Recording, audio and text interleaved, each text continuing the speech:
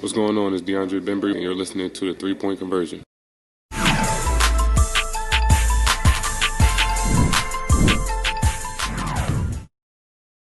Basketball standpoint, with the postponement of tomorrow's game, what is kind of your reaction to it? Do you like having a little bit extra time? Would you rather have gotten back to it? I mean, how much time is too off? I guess just kind of looking for your initial thoughts on having a week off now.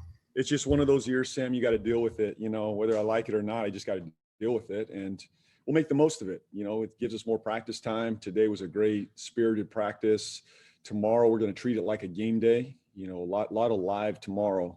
Good play for us. So we're going to use it to our advantage. I would love to keep playing, but hey, we'll take the extra rest, the practice time, make the most of it, and keep our guys engaged this week. So we've needed some more practice time, and I think this is good for us right here. And tomorrow will be very productive for us to play live and clean some more things up. Thank you. Rick? Hey, JB. The extent to which you guys have used the zone, can you talk about why that seems to fit your personnel this season, and also just in general, the pluses and minuses of playing zone at the NBA level? Yeah, look, the zone is helping us right now.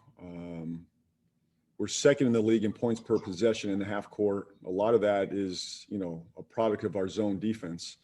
I think we're playing roughly 20 possessions of zone right now. So for our personnel, our team, to me, I want to be more disruptive. I want to keep teams guessing. I want to keep them off balance. I don't want to throw the fastball every possession right now. We're going to throw a changeup. We're going to throw a curve ball. We have a couple, not just zone. We're pressing a little bit as well. So we have some different coverages, and I think overall it's just making our half court better in general. Overall the challenge in zone in the NBA is the number of threes you give up. But in general, our philosophy right now defensively is to protect the paint, challenge all 3-point shots, and the zone is doing that for us. I'm not going to get into the specifics of our zone, but we're doing a really good job protecting the paint, challenging threes. Obviously, Toronto shoots a number of threes, so they challenged us. But, the zone allows us to protect the paint.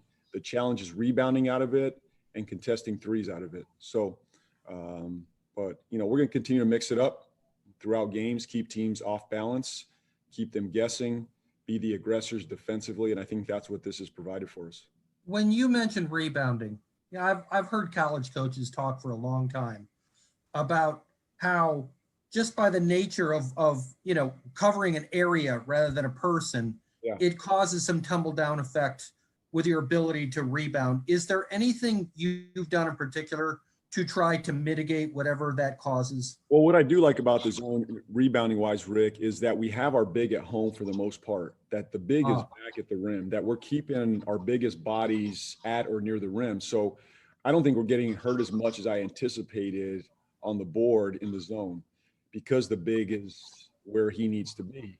In man, obviously he could be in scramble mode as well. That's where I found the last couple of years that we've had to scramble so much defensively with our personnel that it's forced bigs out of their area and it's left smalls against their bigs at the rim. As I watch our zone, it doesn't mean our big can't be in rotation out to the corner. That does happen at times, but in general, our big is back at the rim.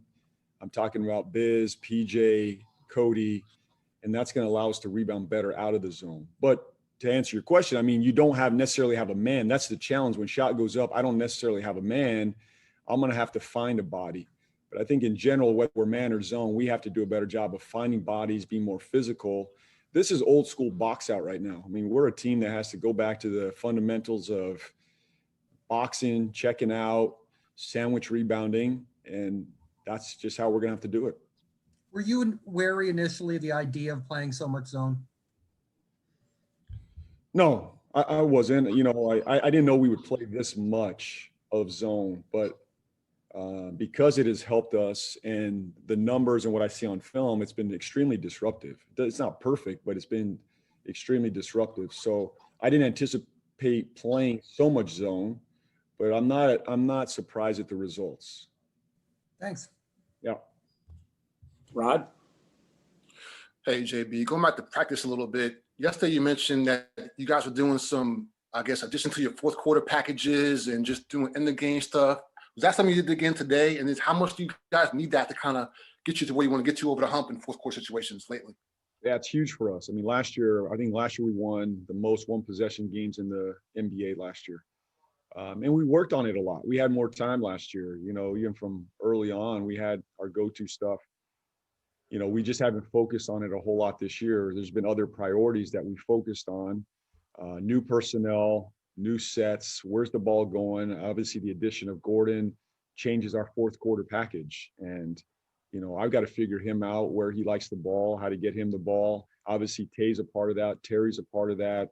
And LaMelo could be a part of that as well. So trying to figure that out. Yesterday was a really good day for that. We spent a lot of time on our fourth quarter package, our execution.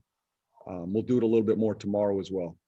And then the follow-up, as you close games, look, we've not closed together. We're learning on the fly, right? We're learning on the fly. But I think there's some things that I found last year that really helped us, that we were a very good clutch team, the last 5 minutes of the game team, because we knew what we were running, we knew what we were executing. And obviously you got to make shots down the stretch. That goes without saying. But we want to make sure that our guys know what we're looking for in those situations. And I think this week's going to allow us to become more efficient in those periods of time. and a quick follow, you mentioned Gordon. How do you determine whether it's him with the last shot, Devontae, Terry? Like, how do you figure out the coach who gets the last shot, I guess? Yeah, look, going into a game, I have my different sets that I'm going to go to for each guy in the game. And then it's just gut feel, as the game's going just down the stretch. It depends on a matchup, how a guy's rolling.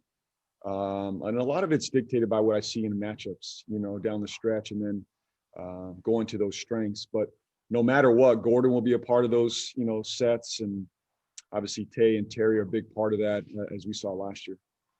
Thank you. Jacob? Yeah, Coach, this is Jacob with USA Today. Miles and LaMelo have played about 3/4 of their minutes together this season. What kind of led you to tie their minutes together so closely, and what have you seen from the two of them together this season? I think coming off the bench for both of them, in a lot of ways, it just naturally ties them together. Our substitution pattern, they come in for the most part together, and they're playing that early stretch. I like that combination. I think Miles is thriving playing with LaMelo. LaMelo's, finding him some easy buckets. I also think LaMelo's game has rubbed off a little bit on Miles as well. You're seeing Miles's playmaking ability. I'm really proud of his growth in that area. That's one area we've challenged all our guys, and especially Miles, coming into this season, his ability to make plays for other people.